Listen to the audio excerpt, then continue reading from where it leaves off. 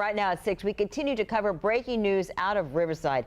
That partial parking garage collapse happened earlier this afternoon, just a few hours ago. And here are 3 things to know right now.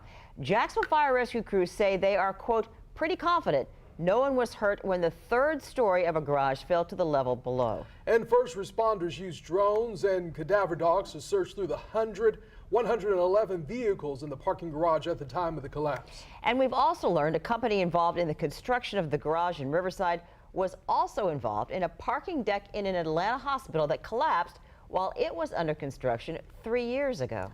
First Coast News has live team coverage for you tonight. We're hearing from witnesses about the moments they heard the collapse and saw people running in fear. We're also hearing from a structural engineer tonight.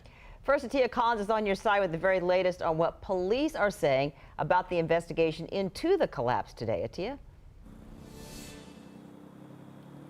Good afternoon. Yes, officials say 111 vehicles are still left inside of the garage, but at this time, they have been able to identify and connect with the owners of each of those vehicles, and they are confident at this time that no one has been injured. Now, the parking garage collapsed around 12:14 this afternoon, and according to officials, JFRD and JSO officers were on scene quickly, immediately beginning to remove people from surrounding buildings. Firefighters from the Urban Search Rescue Unit, drones, and cadaver dogs were used to search the garage, but officials say no one was found hurt. Right now, they say the collapse was the result of some kind of structural failure, and engineers will be brought out to determine the exact cause of the collapse. Officials say the parking garage is still very unstable, and there are fears that it could collapse further. Take a listen. It's condemned until some structural engineers can get on scene and determine the best way to stabilize that failed structure.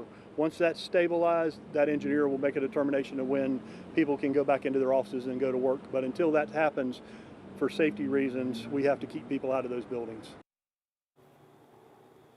Now, officials say that they are condemning not only the parking garage itself, but the 2 buildings on either side of the garage, so no one will be allowed to go into the offices of those 2 buildings until a structural engineer is here and determines the stability of the parking garage. As for those cars, the over 100 cars left inside the garage, at this time, those car owners will not be able to get their vehicles again until a structural engineer is able to get here to the scene. At this time, there is no word on when that structural engineer will be out here.